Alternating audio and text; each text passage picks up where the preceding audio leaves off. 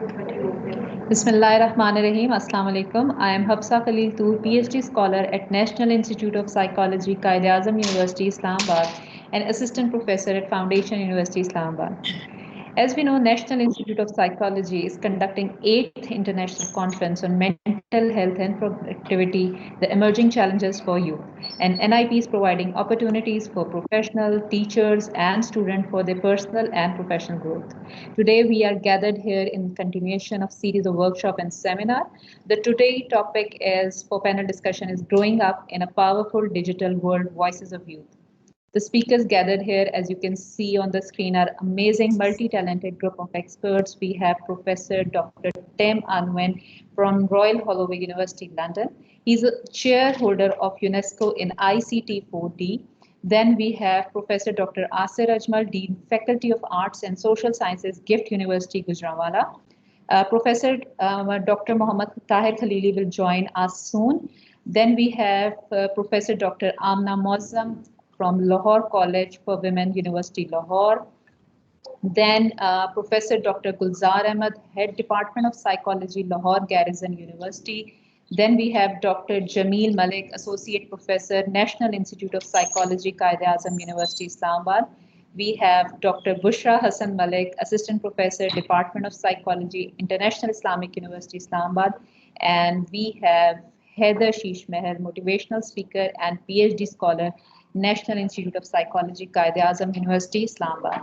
On the behalf of organizing committee of NIP, I welcome all my esteemed panelists and attendees. I would like to share the format of today's panel discussion. It has three main phases. In phase one, our panelists will share their opinion and their thoughts about the topic for today's discussion. Keeping in view the number of panelists, I humbly request my panelists to share their valuable opinion within 3 to 4 minutes. Then in phase two, we based on question answer session, and in phase three would be regarding suggestion and conclusion remarks on the topic given by the panelist. So before starting the formal session, I would request all my attendees to kindly mute their mic and enjoy their session. And in case of any question, you can directly ask the question in the chat box. So to start the session, I would request Dr. Unwin to officially begin the session by sharing his view about today's topic, growing up in powerful digital world, voices of youth. Assalamu alaikum. Assalamu alaikum. Thank you very much for inviting me to be part of this. I have to say, I'm concerned that the panel seems to be largely male and quite elderly, and I'm probably the oldest here. So I'm not quite sure what I'm doing talking about voices of the youth. But over the last decade, I've particularly sought to build greater interaction between generations. Certainly in my role as Secretary General of the Commonwealth Telecommunications Organization, we always had youth panels in our events.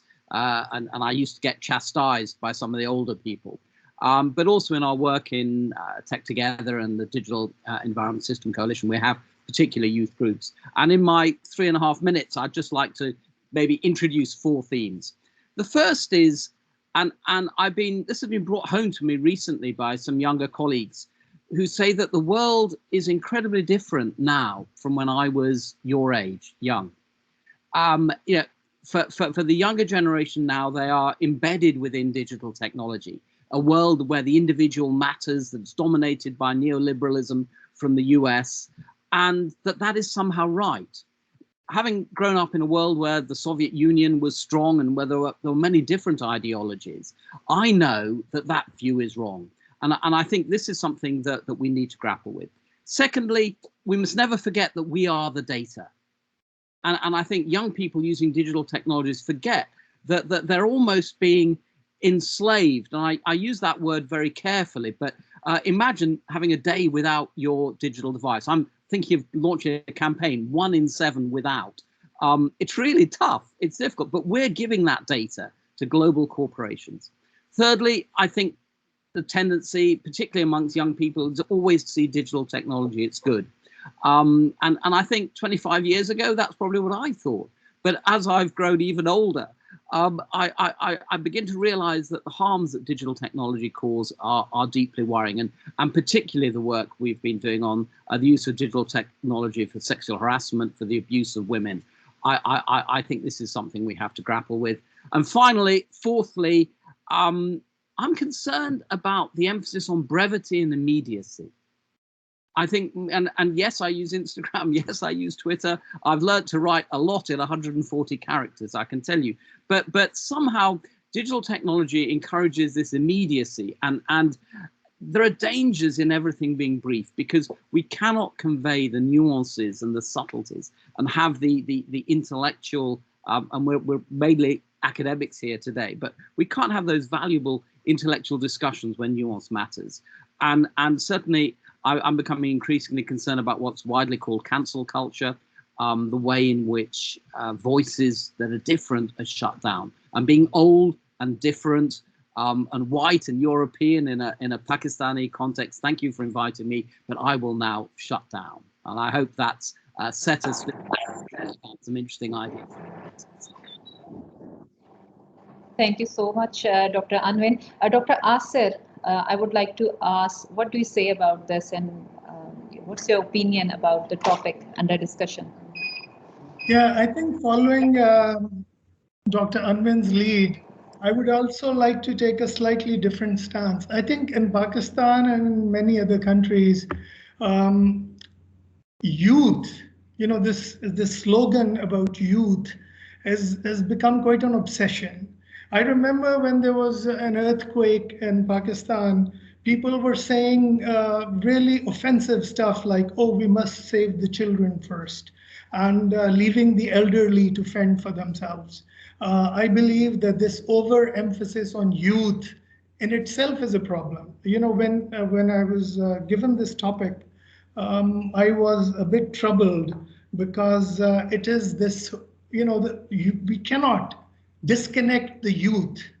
In fact, the problem arises, a huge problem arises when we disconnect youth from the elderly.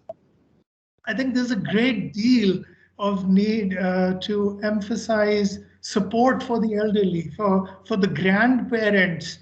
In Balochistan, for example, when the Kares system was abolished, the Kares was where the elderly sat down with the youth and they talked to them. And Kareses are now being replaced by tube wells.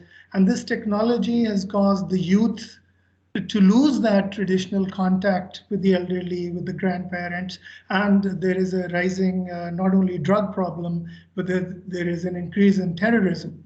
So I think we need to stop disconnect like this. This modernist obsession with children and youth and the future sort of totally ignores the value, the connection, the linkage that we have with the past, that we have with the tradition.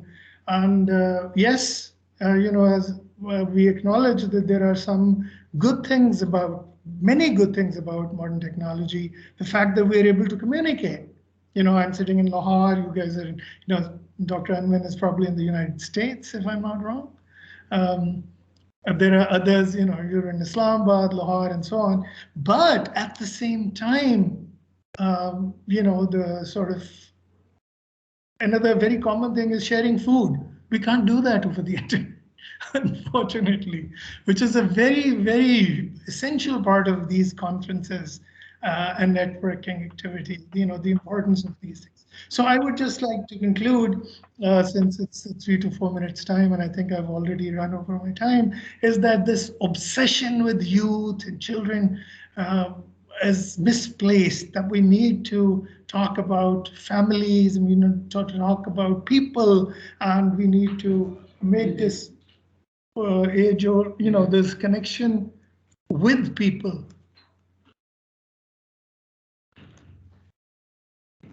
Thank you. Thank you, Dr. Asir. Dr. Amna Mozam, we have heard Dr. Asir very insightful opinion. What do you suggest and what do you say about this? Dr. Amna. Thank you so very much for the invite. I agree with both of the worthy panelists who have thoughts, and I just wanted to say that I was a little bit excited when I get to know that at the age of 42 I am going to represent the voices of youth. But then I suddenly realized that probably I have been invited as the chair of psychology department, and as a lead representative for leading the Active Citizen program with youth for a very long time. So I have to represent their point of view, not mine, basically. So thank you for that. Since I have been engaged with so many young students around me and having one young daughter and one son of 19 and 14, I really understand this very well, that what does this digital media has a powerful connection with their life, and all the time which they spend around 7 to 8 hours a day on Insta, Snapchat, Discord, WhatsApp, and you name it, and everything is there. And this is part and parcel of everything they do. They eat, they wear, they go out. They are just having that life, carried with themselves all the time. So that is, of course, bringing a lot of challenges in their life. And I think if I just jot down very few of them, the first one is in a bigger term, I would say the unhealthy comparison which they are carrying with themselves all the time, in terms of comparing their wealth, their status, their friends, when they see that the other people are having very lavish life, outgoings, attractiveness, and things like that. So that is causing a lot of unhealthy comparison in them and leading towards different psychological problems. Then another big challenge is that it has replaced the real life interaction. And when we see that someone is living, we see the Insta talk versus the real life, it's absolutely different. All the time on Insta, on digital world, you are portraying yourself as being a very influential, very happy, very positive character. Whereas in the real life, you're probably one of the person who is stuck with your isolation, your depression, your anxiety, your stress, and so many other psychopathological tendencies. So, talking behind the screen is different than the real emotional issues you are facing. So this is one of the biggest challenge we need to address as a psychologist, as an academicians. Then I think harassment is something which I just can't undermine being a woman, because I think although it's for both genders, believe me, it's equally for boys, that the girls used to send them very inappropriate messages and things like that. But of course, the trauma is big and high for girls and women. So we just can't undermine that thing. And bullying is something which is very much on digital world. And we really need to talk about its solutions in today's talk. So majorly, there are the content risks which the youth is facing. There are the contact risk which the youth is facing. And then there is the conduct risk. So these three are the domains in which I think the people are facing problem. If I exclusively at this point talk about the negative sides of digital world, because I really don't think I am left with the time to talk about any positive side. So better to give time to someone else, and then we'll be talking again about the solution in the next round. Thank you. Thank you, Dr. Amna. We have Dr. Gulzar Ahmed with us. So, sir, what do you suggest about the topic under discussion? Ji, Dr. Gulzar. Dr. Gulzar, can you hear me?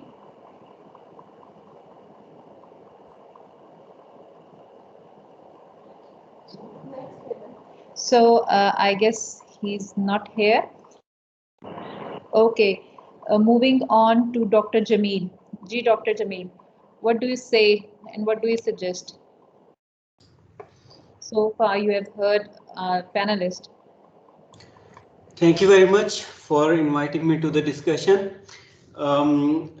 First of all, I have one observation. It's about youth, and you have started a chronological order, starting from most senior to the most junior.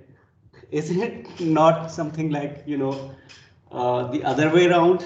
We should have first given the chance to the youth who are still waiting. But anyway. So you should be very happy that we have counted you as the young one. No, I fall somewhere in the middle maybe. And the mid-age crisis has its own complications. I would like to talk something different than what my respected colleagues have already discussed about this digitalization and the problems with the digitalization. No doubt there are problems, there are complications, there are consequences also, but there are some positive things. Maybe it's how I look at this digitalization. It's the time of reverse learning. We learn from our younger generation how to do things on digital platforms. They know better than us because they have started, they have started using their finger on those things. And we have shifted our learning from manual to the digital. So we are somehow we are marginalized on the technology things. There is one point that I have listened from many of the colleagues, many people who talk about negative things of the digitalization, and that is, that because of this, because of the use of the gadgets, we are not using our brain. That is how people translate, most people in our community. Like I have heard from people saying that because, in our earlier generations, we used to learn tables, we used to learn many things, and now it's like, you do it on fingertips, you use softwares, you use gadgets to do those things which we in past we used our brain to do those things, and that may be resulting in dysfunctioning of brain or less proactive brain. But I look at differently. I look at this thing differently because we are not by using digital things or by using digital platform, we are not limiting our brain functioning. We are just changing the way our brain should work, because learning these digital instruments itself is a complicated thing, and it requires a lot of brain work.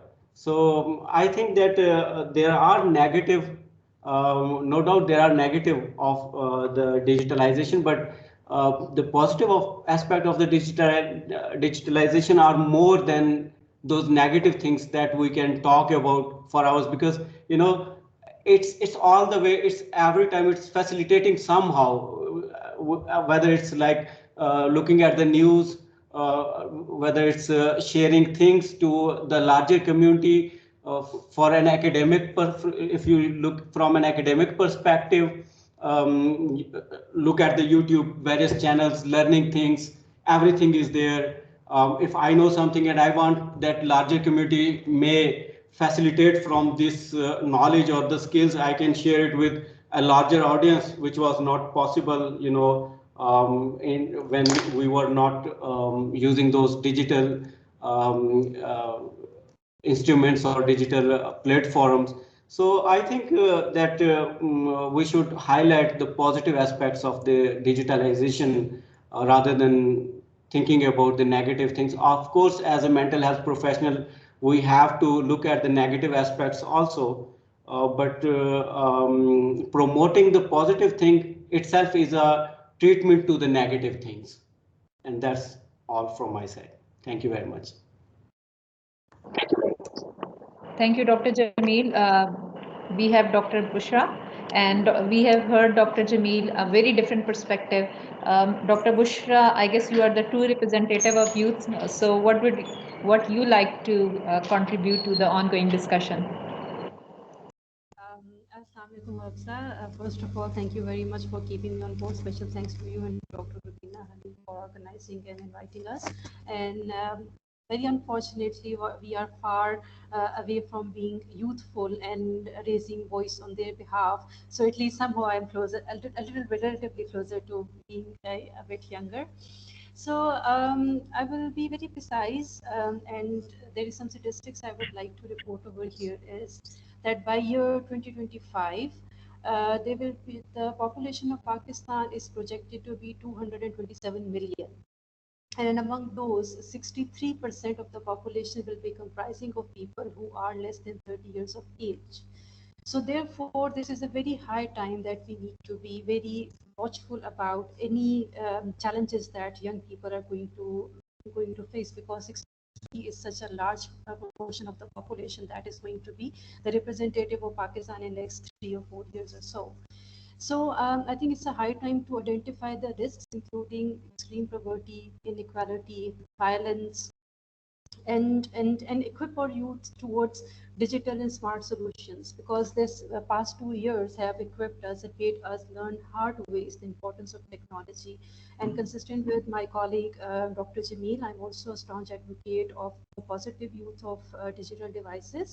And because it's not about the ICT that is problematic, it's the very use of ICTs that is problematic. If you are putting some rubbish in, you will get a rubbish out.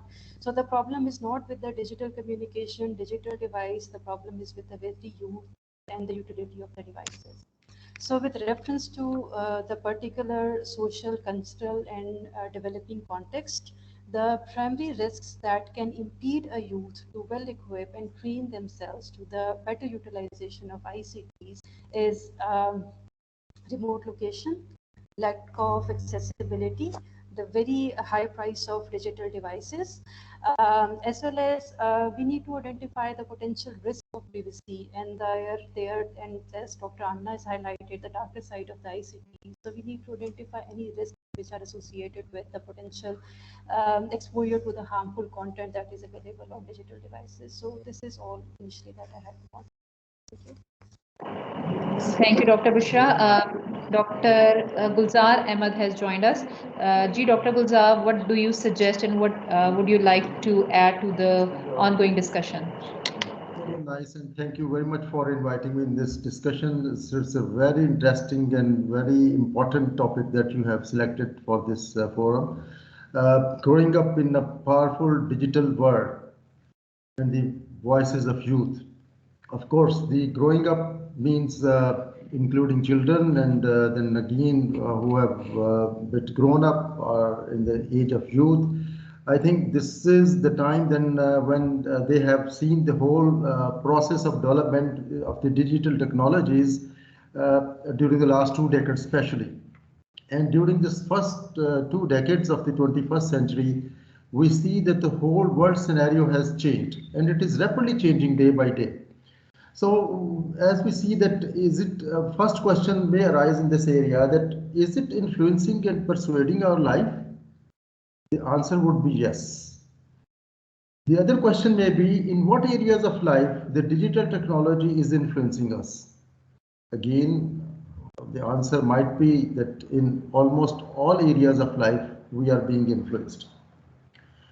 Then the third important question arises in this discussion is that what are the consequences of this powerful digitalization technologies? So here we need to make a debate. Okay.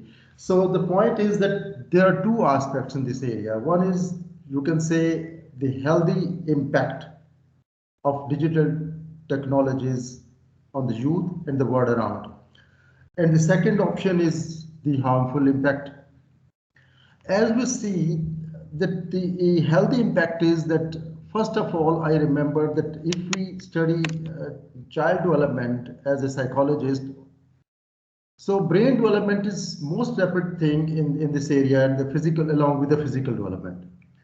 So for the brain development and neuron development, I think digital technologies are doing a lot thing good for the brain development of the children.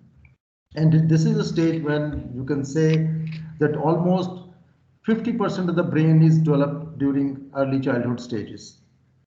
So by this stimulation and connectivity of the neurons, which is supported by the digital technologies nowadays, so brain development is quite rapid. And this is the great edge being given to the children and the youth around in this age of technology. So this is the biggest advantage, and the connectivity around the social contacts and different websites and the social sites, they are getting amazing experiences, observations, and I think they are going super as compared to the previous generations, frankly speaking. Okay. So I remember a long time ago, I read a book written by Charles Silberman, where he mentioned that there would come a time when the younger generation would teach the elder generations. So that I see in my life that this time has come up now. So as we see that the knowledge is flowing from downwards to upwards, means the younger generation is teaching the elder generations because they are more sharp, they are very clever, they are more smart, and their learning and expression abilities are far higher than the older generations.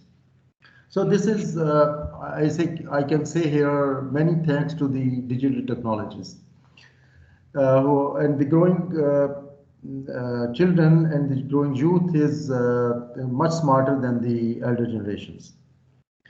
So, and at the same time, some of the speakers have also talked about the harmful aspects, like that overexposure to the screen has negative effects, physical, psychological, physiological, developmental changes, speech and communication issues, issues of impairment, isolation, suicidal ideation, suicides, cyberbullying, victimization, pornography, exposure to sexual abuse, harassment, traumas, PTSDs, so many things you can say in all areas of life. We can say our youth and children are being influenced in a negative way. But this is not the point that we can say this is a bad thing to use, but the point is that how we use the technology. Everything is good and bad. Even a knife is good and bad. Just like even this technology is good and bad. But we also see that it has many healthy effects as well, as I mentioned earlier a bit. So even the people of our generation are also enjoying a lot, and we see that it should have been happened in our childhood or youth, so that world would have been so amazing, fantastic, and enjoyable. So the knowledge is vast, and the world is very vast before us, and there are sources of information and sources of education. And whatever question comes in our mind, we can see around what is going on all around the world. So the world has become really very beautiful after this digital technologies has come on with us.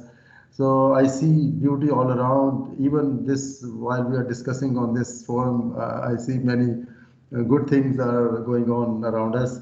So there are very good and bad things, but later on I would like to say that in spite of all these advancements of technologies, or whatever you can say, the advanced technologies like artificial intelligence and machine learning and the Internet of Things, the latest things, the machines are talking to each other and they are making decisions for us. So what is going on all around is very, very beautiful and very amazing for all of us.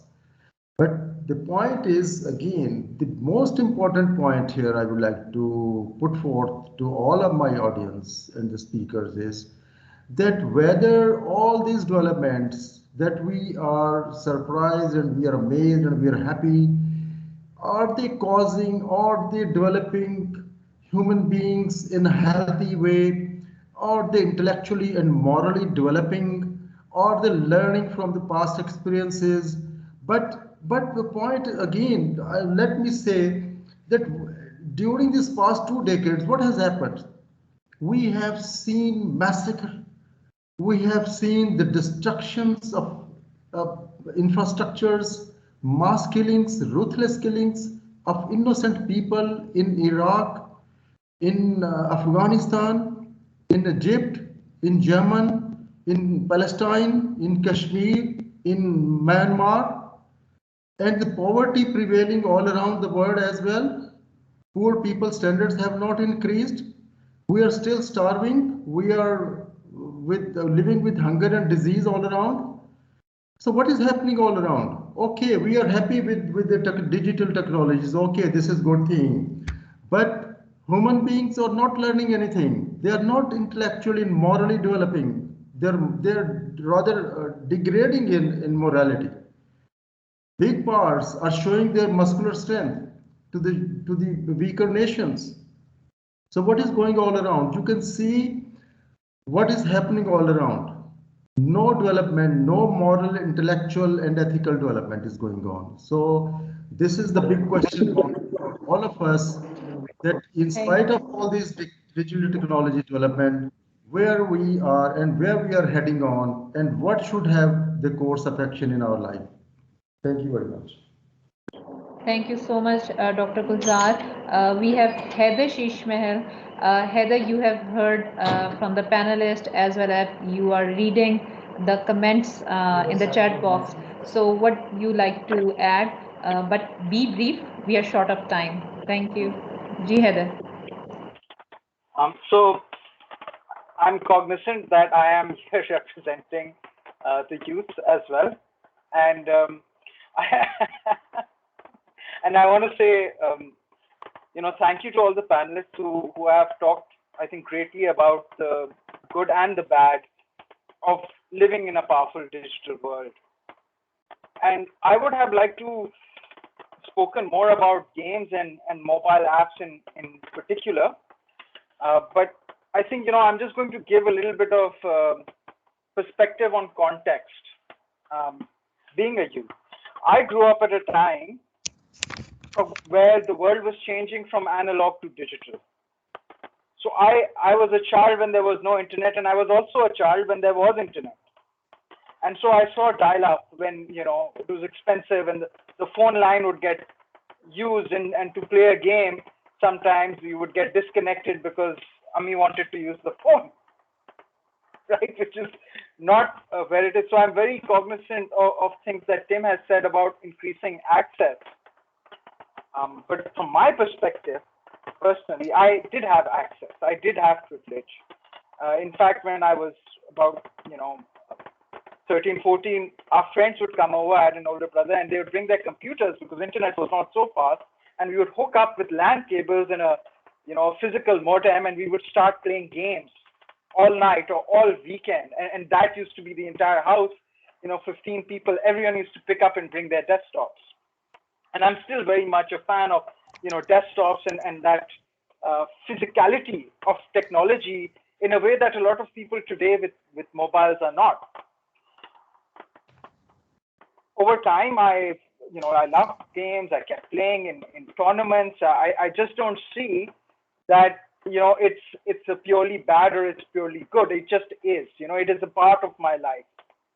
And I became a hobbyist. I am in bringing, we're bringing people together in games in Pakistan. We have a Games Emerge conference. My wife runs a company and she makes video games. So, I'm part of that as well. I've been a hobbyist. I've been part of the Game Developers Conference in US, and we've organized Games Emerge conference in Pakistan.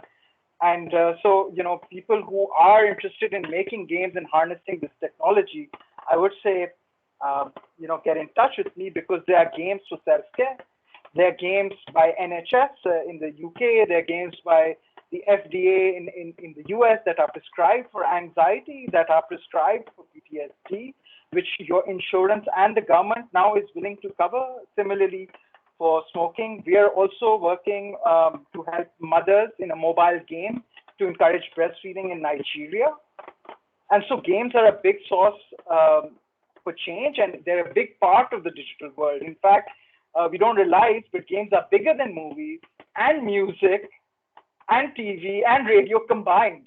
So the biggest category of digital world is in fact, the games. And like Dr. Asir Ajmal said there, and I believe Dr. Gulzar as well, that there's a lot that goes on in brain development also, which games are doing. There's companies in Pakistan that are helping people with mobility issues by using games. So I think that my message is that I would encourage everybody who's here, especially the students, to do more research on games and to explore, because it's a very big world, specifically how they're good, how they're bad, and give us more rich data. And I think that's pretty all I can share in these few minutes. Thank you, Heather. Thank you. From our attendees, we have heard from Dr. Tim. We can see from the chat that technology itself is neutral. Humans are making it good or bad. So, Dr. Tim, what do you think? According to one of our attendee, she's saying that the technology is making work balance life, or the WhatsApp group is making the work balance life, not it's not making us feel comfortable, or it's destructive. So what do you think, and what do you like to add? Some of us must serve as a reminder for the darker side of the technology. What do you like to add? Thank you. This is obviously a huge question, and much of me does feel that technology itself is neutral. I think we must never say that technology causes something, because that's a very deterministic, technological determinism that I would be strongly against.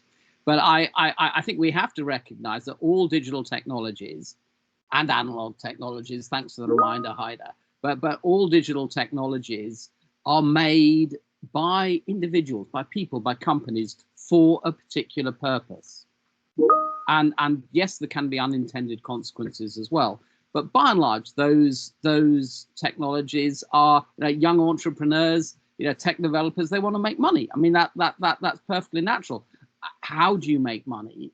And I think very often that is through exploiting, unknowingly, perhaps deliberately, lots and lots of people. I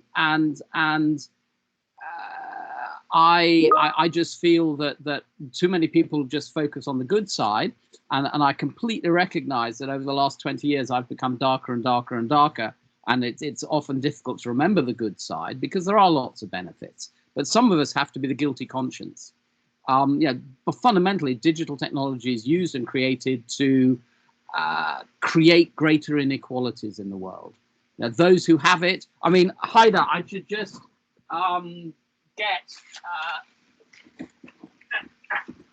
just a reminder, this was my first mobile device.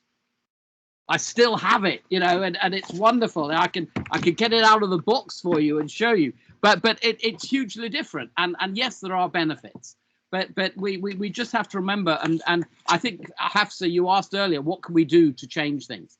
And I think maybe 2 or 3 things. One, encourage people to learn about all aspects of technology, that they can be good, but also they have harms. Secondly, protect ourselves from those harms. Make sure we always use technologies that are safe and secure. And thirdly, governments need to put in regulations. And Haida, I sent you a message about, what I'd love to know what you think about the Chinese restrictions on game playing now, because the Chinese government is so worried that it is prohibited young people from playing games except for 3 hours in a week, on 3 weeks of a night. I guess, I know this is public, so I better be careful what I say, but I guess many people feel that's a bit extreme. But at least the Chinese government is trying to do something about it, whereas many other governments in the world are basically letting everything rip, and the damages and harms that are caused by digital technology are not appreciated enough. Hafsa, I hope that's, I mean, I could talk for hours on this. Shut myself down again and switch myself off. But remember how wonderful these were,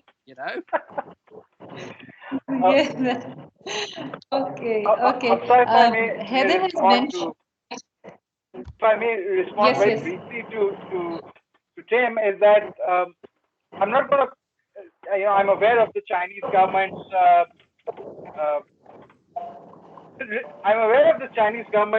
move. Somebody's mic is on, which is quite distracting. Tim, I think I'm not going to comment on the specificity, whether the 3 hours is right or wrong. I agree with you that making some measures is good. I would just, give a personal example. I used to play competitive Dota, and then I got married, and then for 4 years, it was unplugged. And now, after 4 years, because it was either my marriage or it was that game.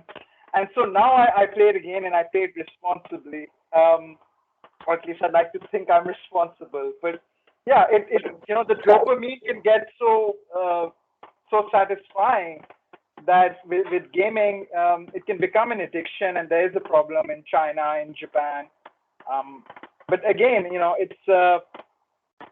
it's a reality that we have to look at and explore. That how do we control it, and how do we understand it, and understand whether the technology is manipulating us, and how much we are getting manipulated, or how much is benefiting us, because it can also be a force for good. If you're depressed and you're not doing anything, but maybe if you're playing a game, you can come out of the shell. So I've also, experienced that in my life, that there have been times that games have helped me overcome certain difficult periods. Okay, thank you so much, Heather. Dr. Asir, I would like to ask you a question. We are talking about, as one of our panelists repeatedly saying about the aspect of mental health related to technology. What do you like to suggest? What do you say about the mental health issues related to technology? Dr. Asir. I would like to emphasize, it may have sounded like I was against the use of technology. That's not the case. I personally run a YouTube channel which is devoted to mental health issues and knowledge of psychology. I don't have, I don't have millions of subscribers, but I do have about 10,000 subscribers, and of whom a majority is in the 18 to 25 years range. So what I would like to say is that, and they're across India and Pakistan. So what I would like to say is that I understand, and I've seen, recently I attended a virtual conference of the American Psychological Association, and they had a whole session on virtual, dissemination of information and use of digital media for promotion of mental health. And there were people who were using, psychologists who were using TikTok to get the message across. And I agree with Dr. Unwin that there is a trade-off. We cannot write in-depth articles on TikTok or Facebook. And it's very cumbersome if we try to carry on an intelligent discussion over Facebook. But at the same time, the sheer reach of the digital media is such that I think that we can get the message across and we can reach a very large number of people, and that we can, help people help themselves with, so for instance, I teach how to use REBT to help yourself. And I teach, other mental health strategies to cope with stress, and hypnotherapy and self-hypnosis and relaxation techniques and so on. So what I would like to say is that, yes, there is a value to technology, but at the same time, it's highly addictive.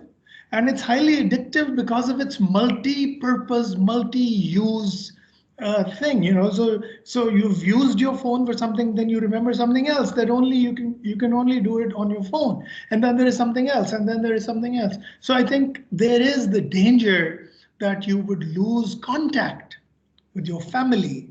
I see, sometimes I look at my family and I see 5 people sitting on their phones in the same room, and there is that danger that we get cut off even when we're physically in each other's presence.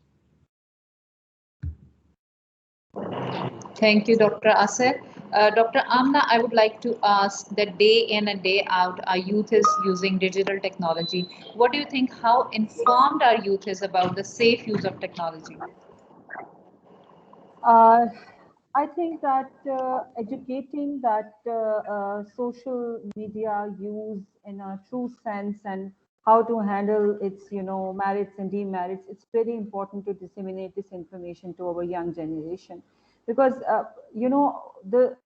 everything has a research implication side and a clinical implication side. When I look into the research says one should not use digital media more than 2 hours, let's say. But this isn't possible in this time, especially in the time of COVID. The student is having all the school online, all the activities online, the friends are online, and the life is going online. It's on digital world. So you can't just restrict them to be on the media or on the digital tools for 2 hours. So realistically speaking, what we need to do is that we need to see that what kind of the information the child is looking on digital world. If the person is not adult enough and it's not young enough to take care of these things, one has to monitor, the parent or the guardian has to monitor that what quality, what games, what apps are being used by the child. And second thing is that I have seen that there are a lot of young individuals who just use digital media to distract their thoughts and their feelings which they are having in themselves, and they are not positive. For instance, they are in my counseling practice, I have seen many young girls who are having the thoughts of self-harm, and just to distract themselves they are using digital world and different apps and games and things like that. So from dark websites to inappropriate materials and things like that, one need to be very careful, and we have to begin with encouraging children to talk about educating its merits and demerits. Then simultaneously, we need to encourage opportunities for real life interaction, especially in this COVID world, because it has become very difficult and a very, you can say this, it's going to be an untouched task that how we are going to achieve that in this time, but we have to do that. Then I think whenever any problem occurs, we should educate the young individuals that there is no stigma in reporting that something wrong has been done to them, like whether in terms of harassment, in terms of bullying, because the harassment has legal laws to be implemented and things like that. So we need to generate an awareness about these things as well.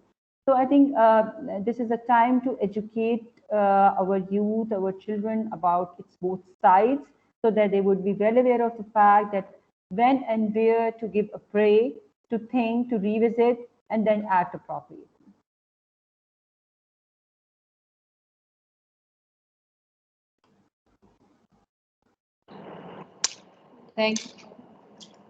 Thank you so much, Dr. Amina.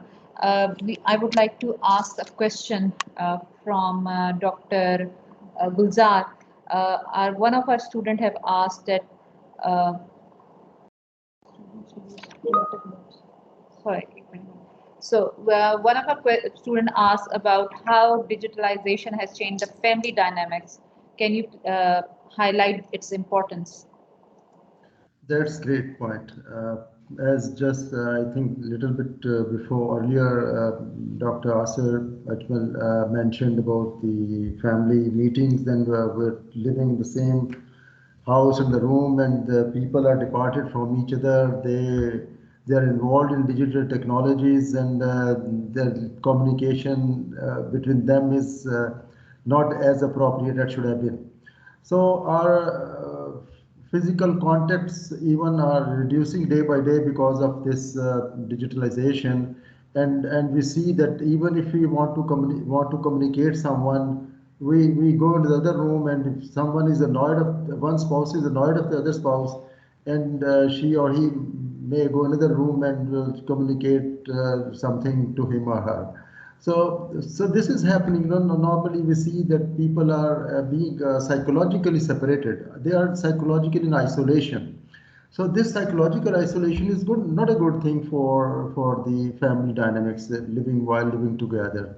So what I think that while even the exposure to the television, too much exposure to the digital media and social sites is creating some disturbances in our family system, that we are feeling short of this actual actual communication that should have happened, and how we feel that is lacking. When we are together and we don't touch each other, we don't for example have physical contact with each other, we don't shake hands with each other. So this is short of I think the healthy moral development. So in this way, we can easily say that family system is also under threat a little bit because of this digitalization, and I think things should improve. At the same time, even digital technologies are influencing our workplace as well. So as we see that in a recent study by World Economic Forum, 75% of the new jobs will be created in the next 10 to 20 years because of rapid advancements of digital technologies. But people don't understand what to do and what new skills should have been learned to cope with the situation. So this again would create some sort of problems in near future, I think.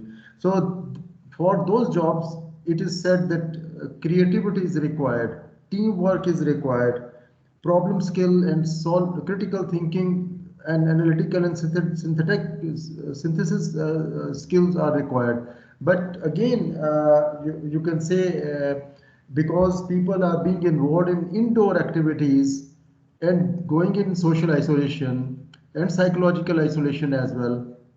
So we need to create a balance between indoor activities and outdoor activities, and the physical. When people are sitting for a long time in a room or exposed to digital technologies, so they don't go for exercises, I see normally.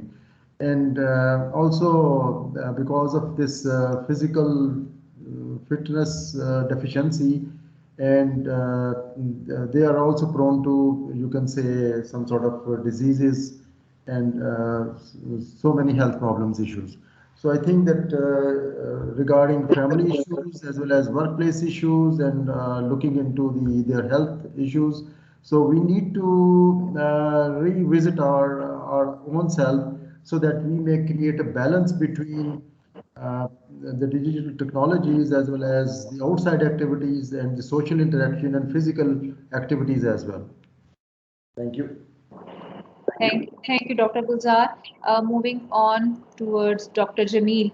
Dr. Jameel, we have heard many myths related to technology, especially in Pakistan. Our mothers always say that it will affect your cognitive ability, or maybe sometimes we have heard that some applications are considered very harmful.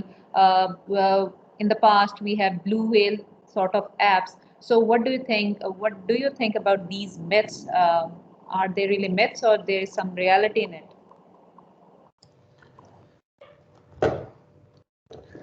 Okay, thank you for giving me another opportunity to talk about it. Well, there is, of course, some reality. These are not myths, but these are not complete facts also.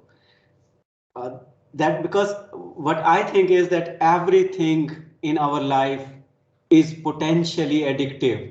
Everything that we like is addictive. The most addictive thing is human ourselves. We are most addictive to, for ourselves. Like if you are into the habit of someone that you love most, in their absence, how will you feel? You will be most vulnerable to get sick, mentally sick, or you will feeling the most withdrawal symptoms. If some of your loved one with whom you are in habit to talk, you feel good while talking, or you feel good while spending your time with them. So everything is potentially addictive. I remember that when I was child, then at that time these digital games were not there, but I was addicted to that famous suspense novel series we call Imran series. Maybe some of you remember those things.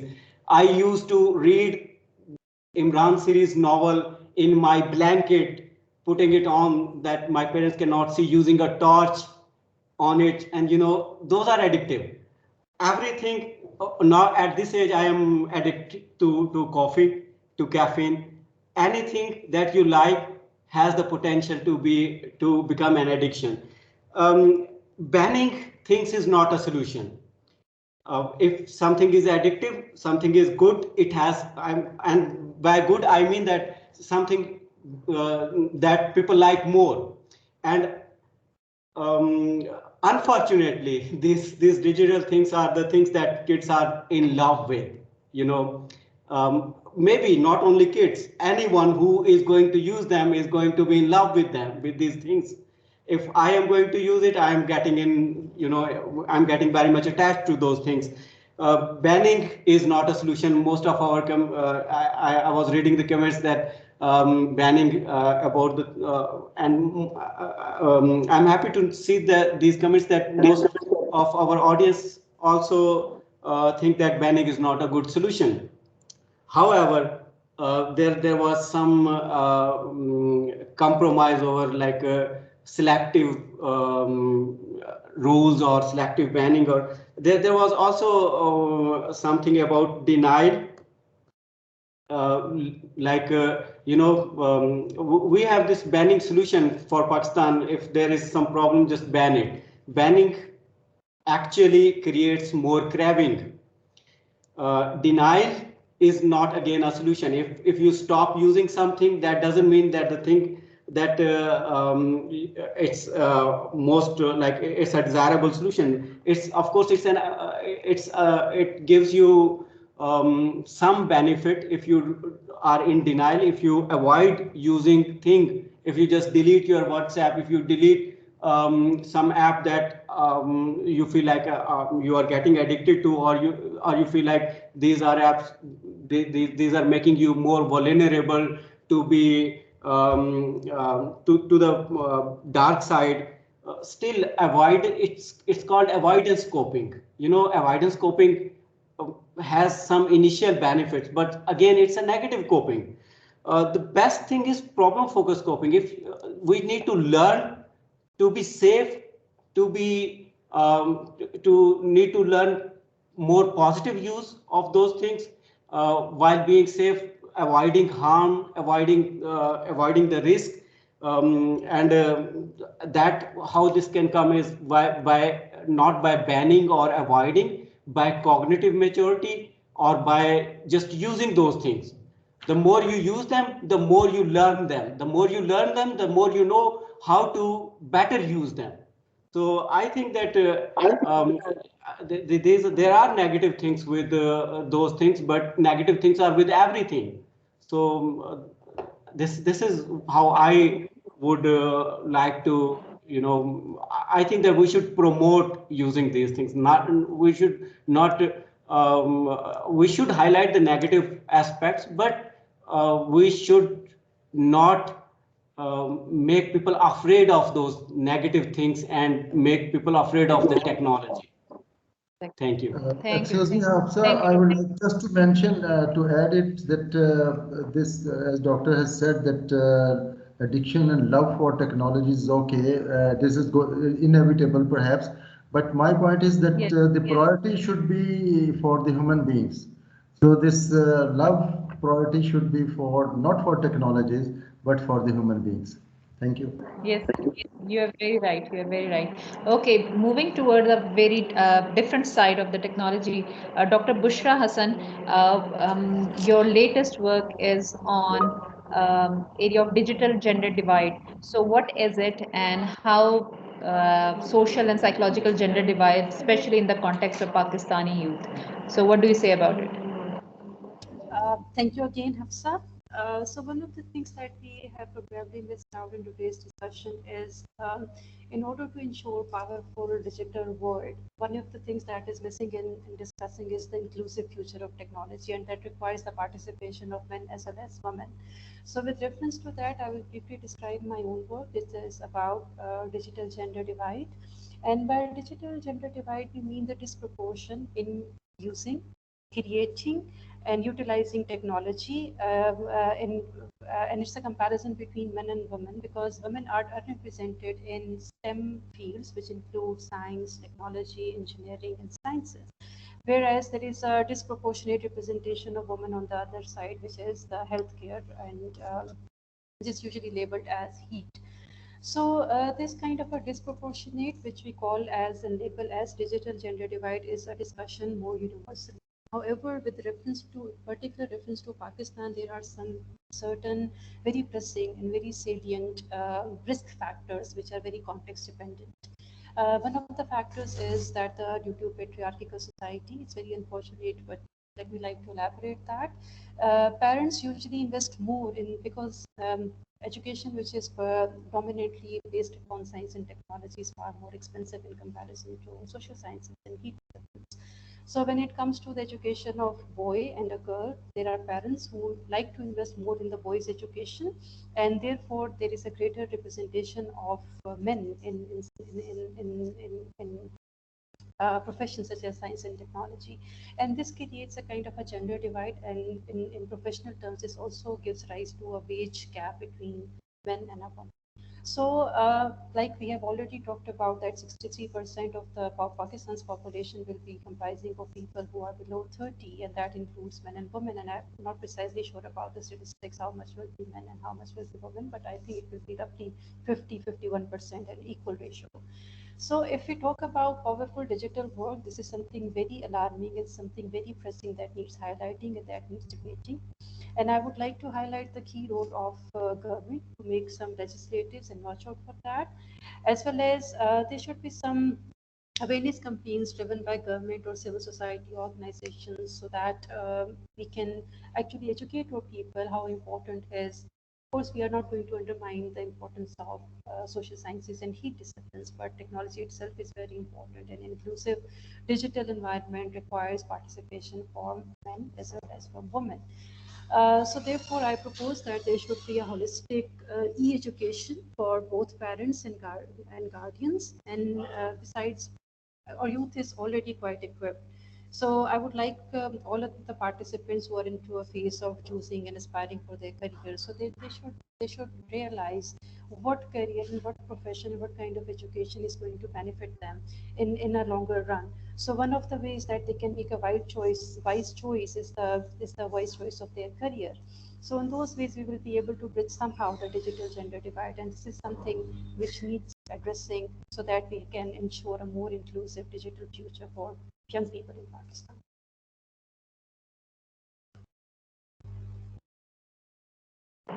Thank you, Dr. Bushra. Heather, I would like to know something.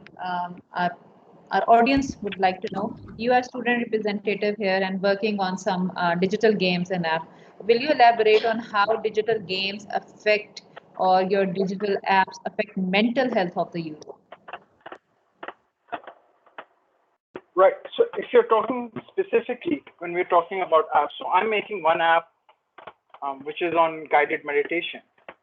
Okay, and it's guided meditation in Urdu. It's very popular around the world. Wellness is a very huge industry, and the intersection between wellness and technology, called wellness technology, is a very big industry. So if you look at apps like Headspace or Simple Habit, there are many, there's Noom that can help you lose weight. So there are many apps that can help you sleep, help you de-stress, help you be more productive, and all of that. And I am working indeed on one of those.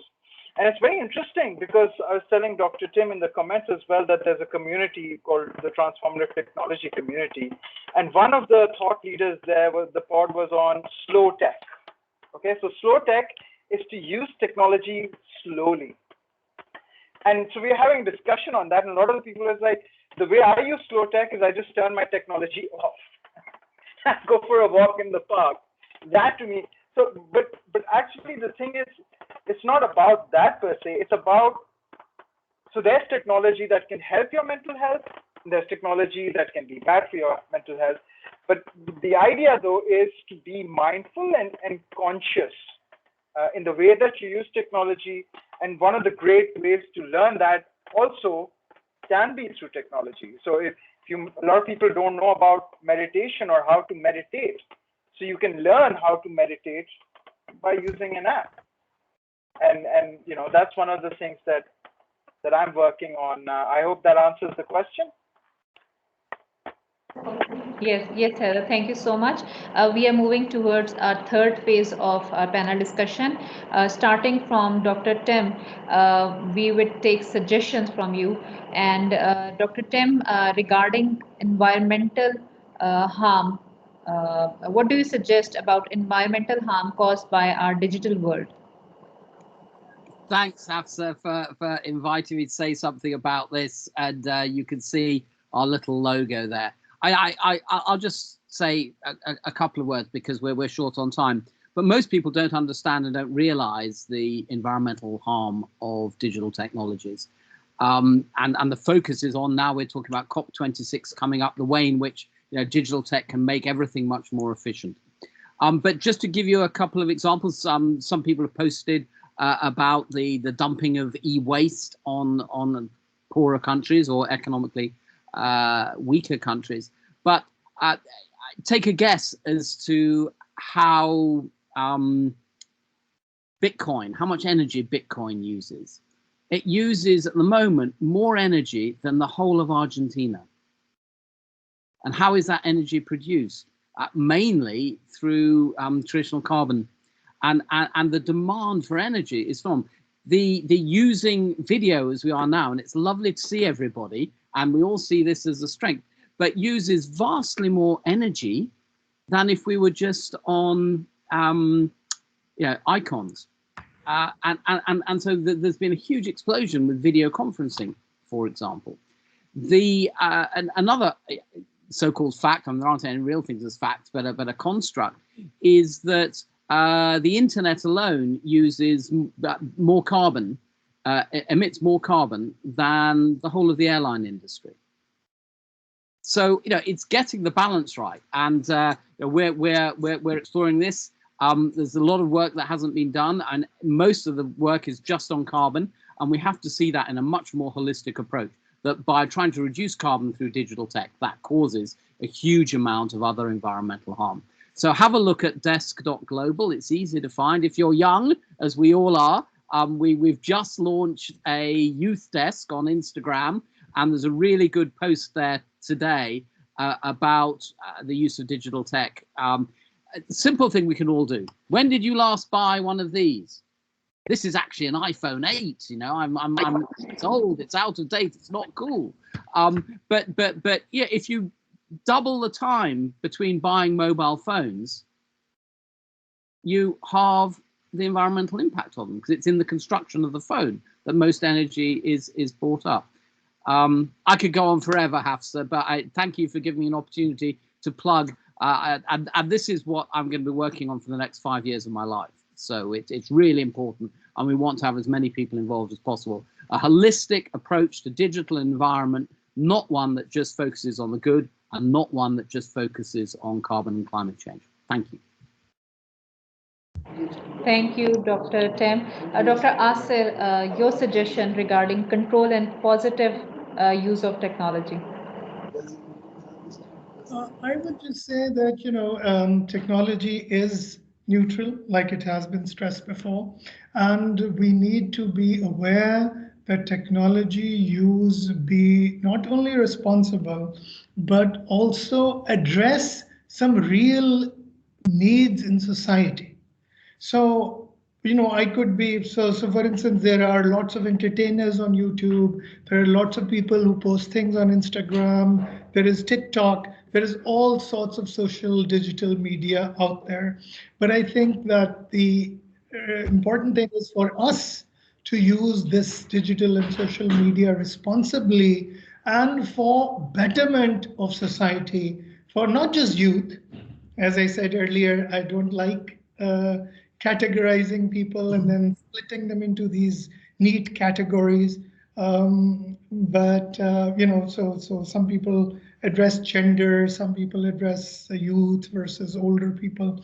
I would like to say that as long as we see people holistically as communities, as families, as groups of people together, we should then be able to use technology as part of that holistic view of society and not separate it out. Thank you, Dr. Asir. Dr. Amna, as Dr. Asir has mentioned about cyber safety and other stuff. So what do you suggest about cyber bullying and cyber bystander, and how it is related to the technology? What's your suggestion about? I would suggest that, of course, we have already established laws related to cyberbullying and cyber crimes, and all we need is to educate people that how we are going to implement them in the time of need. Other than that, for the conclusion, I have kept two important points to be discussed, and the one was fortunately and beautifully stolen by Mr. Heather. That was exclusively related to the use of, because I have been talking about the negative aspects of digital media all the time. So I just wanted to focus on that how can we improve mental health by using different digital apps, which was being well said by Mr. Heather Ali Sheesh Mahal. The second thing which I wanted to be pin out was related to the balance, which was being stolen by unwin Tim beautifully, that of course the other important thing which we need to be stressed out is creating the balance between both of the sides. So I think if we just focus on these important points, so besides having, all the good and bad sides, looking forward towards creating the balance is the key to success in this situation. So this is all about, I would like to say, in conclusion. And thank you very much for providing me there at this panel discussion. Thank you, Dr. Amna. Moving on to Dr. Gulzar. So what's your concluding comment about the topic? Dr. Gulzar. Yes. There are so many things should be said, can be said about this topic, which is very, very important topic of the day. Number one is that all these technologies are beautiful, really, life has gone superb. And we don't feel bored at any time. Waiting time is no problem for us. And even wherever we are connected, we feel happy and we feel pleasure and we feel young ever. Don't say us old. We are very young, I tell you. We are in the youth. Now again, we are in the youth because of these digital technologies. So this is the good thing. Number two is, it has given us so much good advantages to live a life in education, in workplace, in communications, in living a healthy lifestyle. Even so many good things are coming up with us. Number 2 point, which is again sometimes haunts me, that even if we are accelerating in this digital technologies, it is okay, but where we are going on, where we are heading on, is it creating some problems for us, or is it benefiting us, or what the word would be in the near future, you can say after 20, 30, 40, 50 years. As we all know that we are in the 5th generation war, right? Everybody knows and acknowledges that we are in the 5th generation war. What is 5th generation war? Digital war, okay? Any country, any nation, anyone can stop you working. Even, they can blast your bombs, they can stop your bombs, they can explode yourself, they can explode everything of your structures and infrastructures, and even all human beings.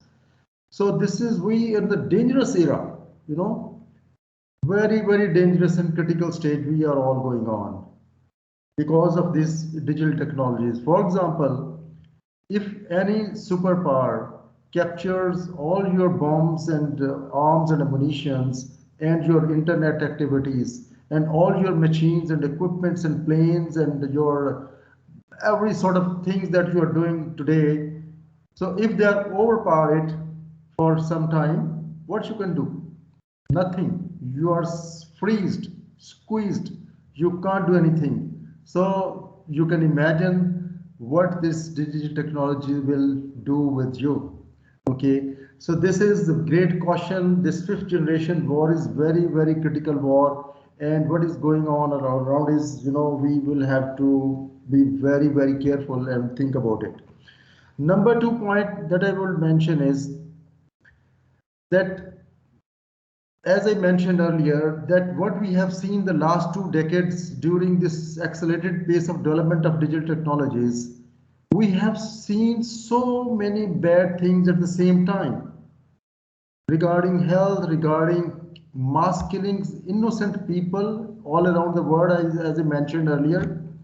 Okay, so this is, there is no mercy for the people. I don't know where their conscience has gone. Even they admit it. They got wrong information. They did something wrong. Bush and Blair, what did they do in Iraq? What they did in Afghanistan, then in Pakistan, in Myanmar, everywhere, Kashmir and Palestine and so many other soaring issues are going on, where the hunger and disease is prevailing all around the world at the same time. So many problems are there that need to be addressed. Okay, so I wish and hope that the young generation, or especially youth, will raise everyone's conscience that we call Zamir. Okay, if we don't raise the conscience of the people and we try to subjugate others or want to kill others ruthlessly with no reason at all men and women and children are nothing for them. My God, where they're living? Are they human beings? Are they human beings? This is a big question. What they're doing?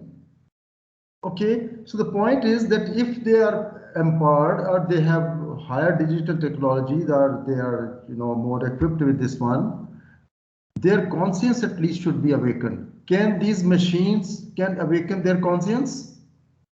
Let's see. I don't know. But the youth and our people and everyone around should look into this aspect that human beings are the most important objects and the things and living things in this world. Everything surrounds them, So we need to understand the importance of every human being, every human child, man, woman. These are the most beautiful things in the world. Allahu Jamilun wa yuhibbul Jamal. This is all, beauty is all around. So we should not destroy this beauty. So they should learn lesson at least, especially these stupid people who are killing innocent people. So this is the great lesson. I think we need to educate all these people that they should live life, have peaceful coexistence, need to live a healthy life. They should fight against hunger and disease and the calamities and the problems that are prevailing around. So rather they should invest in useless things or the negative things. So the point is that lastly I would say that human conscience should be awakened so that all human beings can live together in peace, harmony and happiness and healthy development. Thank you very much. Thank you, Dr. Gulzar. Over to Dr. Jamil. Your suggestion regarding or your concluding comment regarding the topic. Thank you. Only one conclusion in one line. Balance is that what we need, and the balance cannot be created by external forces. It need to be internalized. So it's all about us, how we do things, how we use things. That's all. Thank you. Thank you, Dr. Jamil.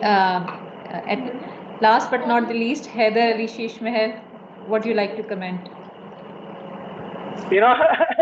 It's a bit of a sort of a humor right now. I was about to comment it on the chat, but it would be so interesting in 2050 or 2060 or whenever we are sitting on some moon base or some other, extra Earth facility where we'll be talking about sustainable technology. I hope you get the irony of that statement, because without sustainable technology, we have been destroying the Earth and we continue to destroy the Earth. But in the end, it's also it's also our escape pod out of the Earth, and to be able to make our species, go past this one world. So it would be an interesting existential debate to be having on sustainable technology while we are on a rock, which could only be sustained because of technology. So that's the thought that I want to leave with, is just thinking about the future and how to make it better here and for tomorrow, how to harness technology for ourselves the way we do for anything in life. Thank you, Heather.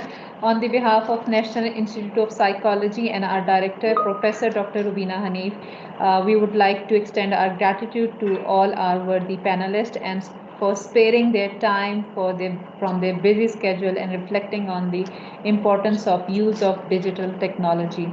Thank you so much for joining in. Allah Hafiz. Thank you very much for the hosts. Great work done. Thank you very much. Thank you. Thank you, sir. Thank you, everyone. Allah Hafiz. Allah Hafiz.